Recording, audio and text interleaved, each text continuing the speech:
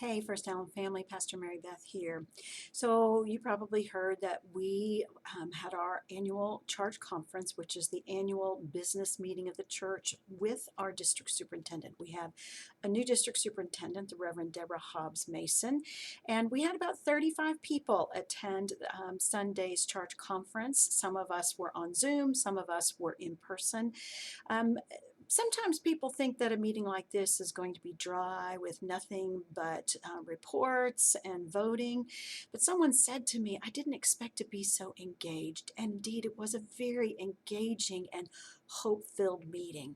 There were certain things that we were supposed to do, required to do every year at the annual charge conference. One is to present and approve the budget for the following year. Now, we do not have that budget ready yet. Our staff and finance committee are beginning that work, and that budget for 2022 will be finalized and approved in January. We also present and approve the leadership team for the following year.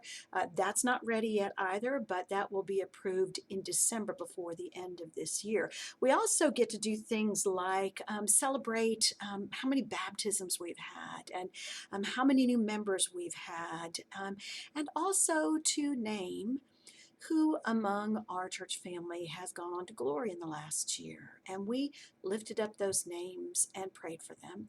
And this Sunday, as we come together in worship, we will be naming those saints as well and lifting them up and giving thanks for them. We also get to approve candidates for ministry, and Brady McQueenie, who grew up in First United Methodist Church of Allen and now serves at First Methodist in Prosper, is one of our candidates for ministry, and so we wholeheartedly approved him again.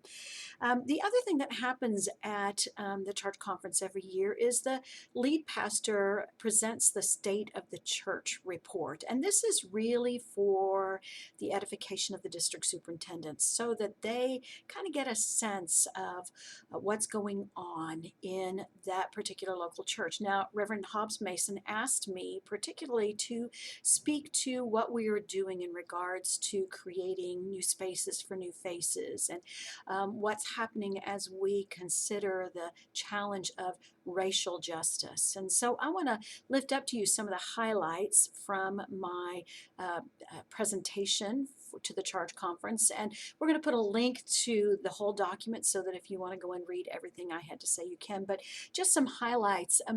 As I look over the last year, I'm aware that we have sort of organically been creating some new spaces for new faces. One of the ways that happened is that Liz Stubbs came to us back in January and said, I'd like to start some yoga groups. And so she leads 4 yoga groups during the week that draw on not only church members but also community members. Just recently, Pastor Jessica Wright has become a volunteer chaplain for the staff at Armor Coffee up in North Allen. She meets with folks in person. She meets with them on Zoom just to listen, to maybe do some coaching or some counseling, and maybe even sometimes to pray with them. Tori Cantu, our Director of Recreational Ministries, has started several new groups that are drawing new people into relationships. And of course, our youth ministry has really reimagined the way that they create space for new faces to come into relationships through our youth ministry. The issues of racial justice in Collin County continue to be a challenge for the people of this county. And I have met several times with pastors in Collin County to pray about these issues and to be in conversation with them. I'm also part of the Martin Luther King Celebration Design Team, and we will once again be coming together as a community to celebrate that this year up at Cottonwood Creek Church in North Allen. But I also want to tell you there are a couple of new things that are going to be related to that. One is the opportunity for a service event, perhaps related to the homeless population in Collin County, and also an opportunity to come together at a dinner table with persons from different social and ethnic backgrounds. This has also been a year when God's provision has been very evident. And what's so interesting about that is that Reverend Hobbs Mason asked us to think before the meeting about the story of the manna in the wilderness.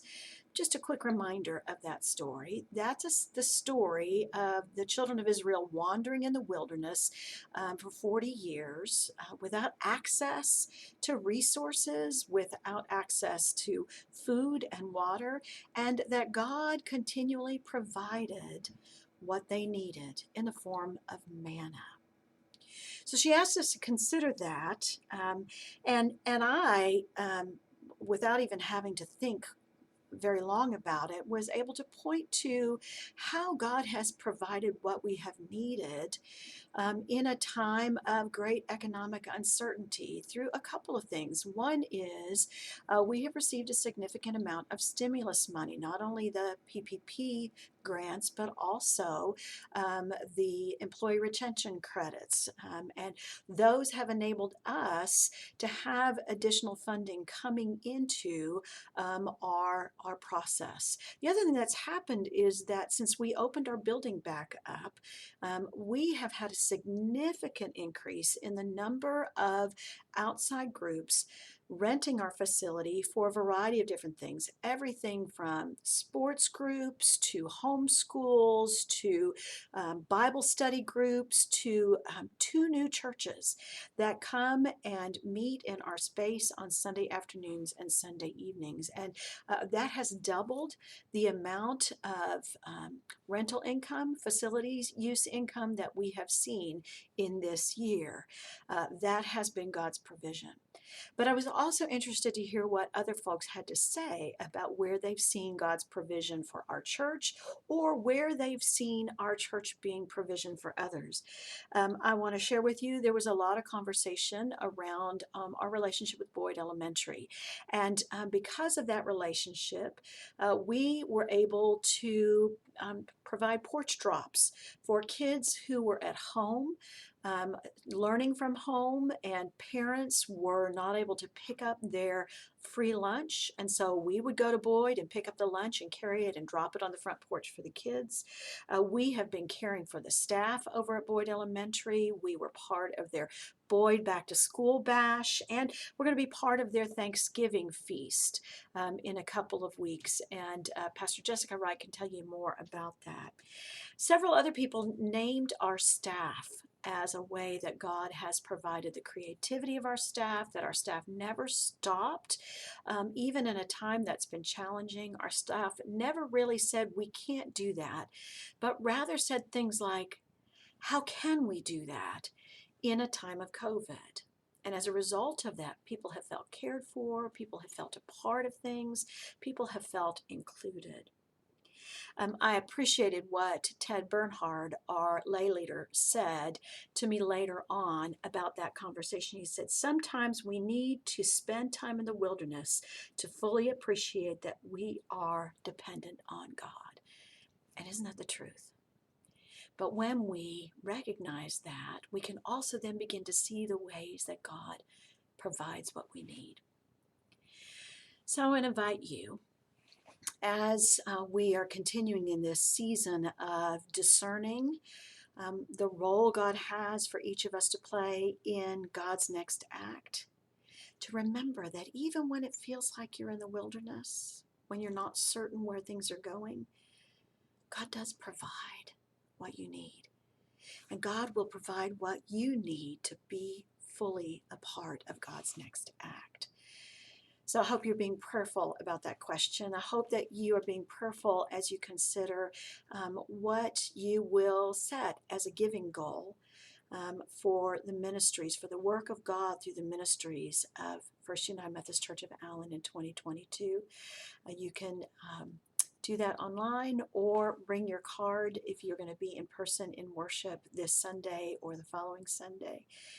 We want to celebrate. We want to celebrate what God has done and will do through this community of faith. I'm praying for you.